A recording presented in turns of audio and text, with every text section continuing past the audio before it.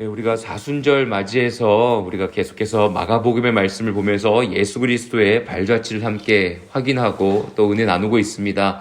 지금 새 부리가 나타났다고 했죠. 은혜를 입은 자, 그리고 또 바리새인들처럼 예수 그리스도를 정죄하고 핍박하는 자, 그리고 12명의 하나님의 아들이신 예수 그리스도로부터 택함 받은 자, 이 세 그룹이 나왔다라고 우리가 함께 말씀을 나누고 있습니다. 사랑하는 저와 우리 모든 성도님들께서 우리가 하나님의 은혜를 입은 자가 되길 원합니다.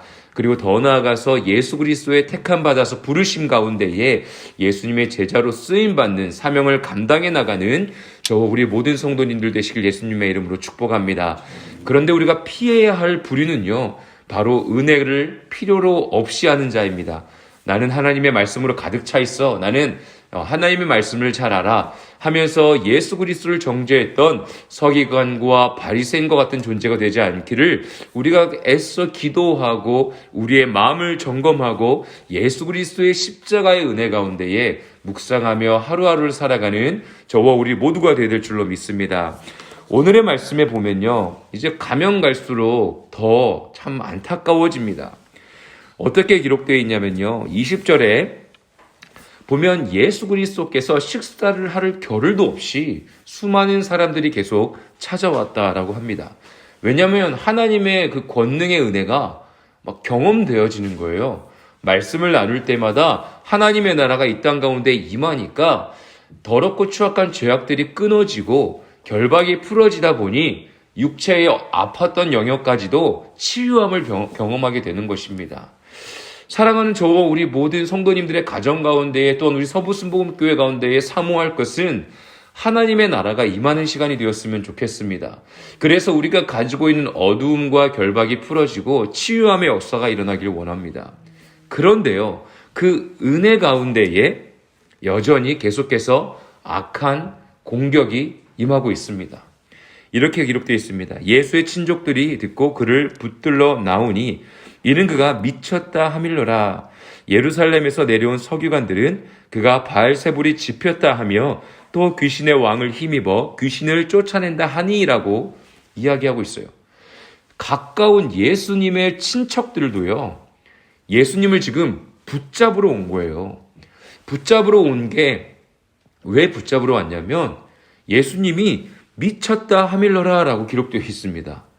그러니까 이제 하나님의 아들로서 복음의 시작으로 오신 예수 그리스도, 수많은 사람들은 병고침을 받아서 그 이 말씀을 듣고자 모였는데 가장 가까운 사랑하는 친척들은요, 예수님을 붙잡으러 온 거예요. 야, 너 미쳤냐? 그만해라.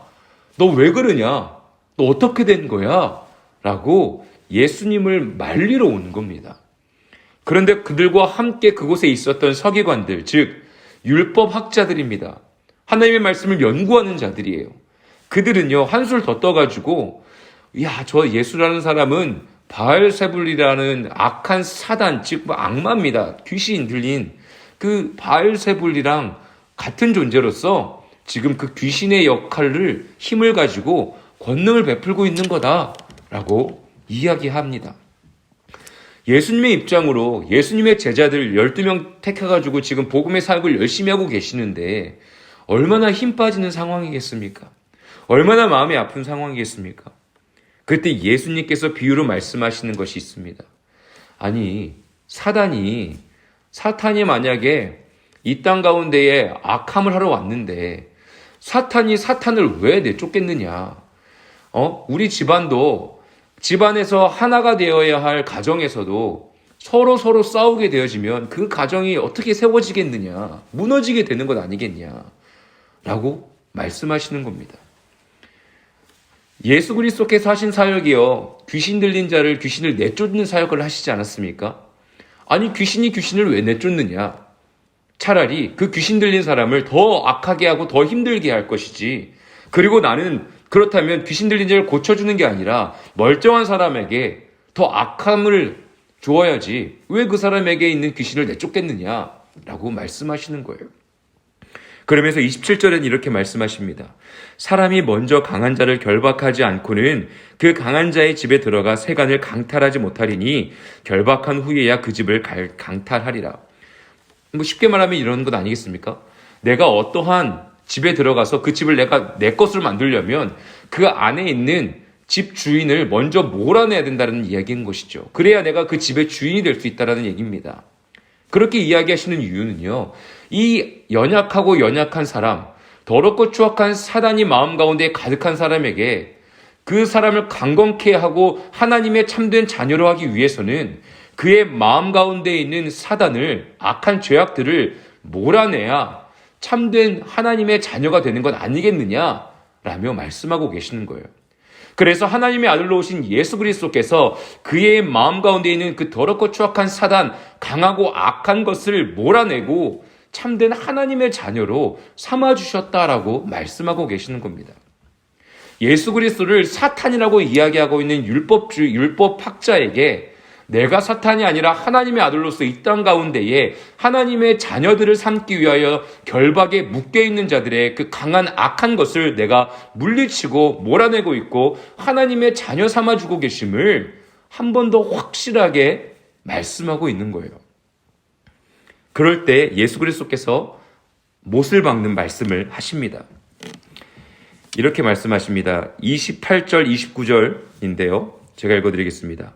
내가 진실로 너희에게 이르노니 사람의 모든 죄와 모든 모독하는 일은 사하심을 얻되 누구든지 성령을 모독하는 자는 영원히 사하심을 얻지 못하고 영원한 죄가 되느니라 하시니, 예수님께서 마지막으로 못을 박으면서 하시는 말씀은요, 사람의 모든 죄와 모독하는 말은 사함을 받을 수 있다.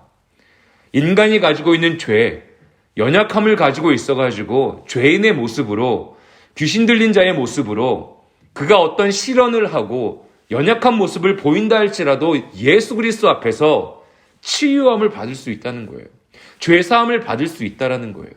하지만 율법 서기관, 너가 지금 성령을 모독하고 있는 그 죄악에 대해서는 너가 영원한 그 죄사함이 얻지 못할 것이다 라고 말씀하고 계시는 겁니다. 즉 예수 그리스도가 하나님의 아들이심을 깨닫지 못하고 계속해서 비판하고 정죄하고 이제는 한수를 더 떠서 하나님의 아들이신 예수 그리스도를 사탄이라고 일컫는 자들에게는 깨달음이 없다라는 거죠. 하나님의 은혜가 임하지 않는다는 것이죠. 사랑하는 저와 우리 모든 성도님들의 삶 가운데에 성령을 모독하는 죄 가운데에 범하지 않는 저와 우리 모두가 되어지길 원합니다. 그럴 분이 한 분도 안 계시죠. 믿습니다. 예수 그리스도의 말씀 가운데에 저와 우리 모두가 하나님의 은혜를 입는 저와 우리 모두가 되는 오늘의 하루가 되어지길 원합니다. 제가 이 말씀을 묵상하면서 참 마음이 아팠던 게 무엇이냐면요, 친족들이 그를 미쳤다라고 생각하면서 예수 그리스도를 붙잡으러 옵니다. 그래, 바리새인들은 계속해서 그랬으니까, 서기관들이 계속해서 정죄했으니까 그럴 수 있다, 그래, 이제 마음이 많이 단련될 수 있을 것 같습니다. 그런데 친척들이 와서 예수님을 미쳤다고 이야기합니다.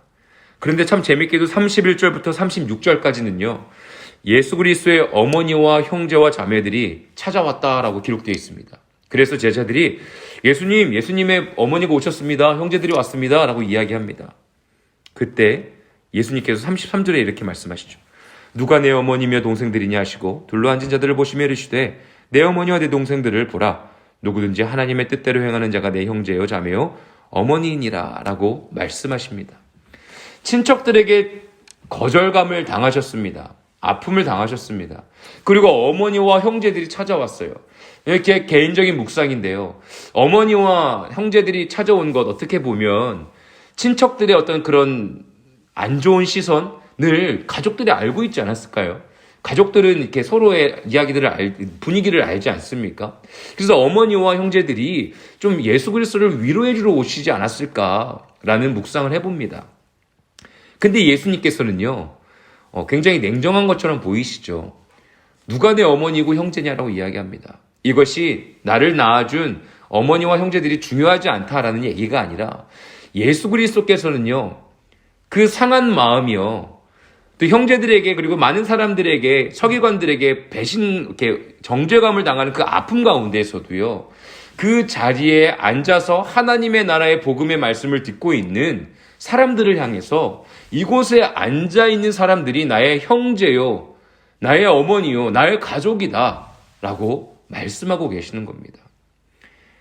아픔 가운데에서도요, 예수 그리스도께서는 하나님의 그 사랑을요, 하나님의 은혜가 필요하여서 예수 그리스도 앞에 앉아있는 자들을 향하여 복음을 선포하고 계시고 사랑을 고백하고 계시는 겁니다.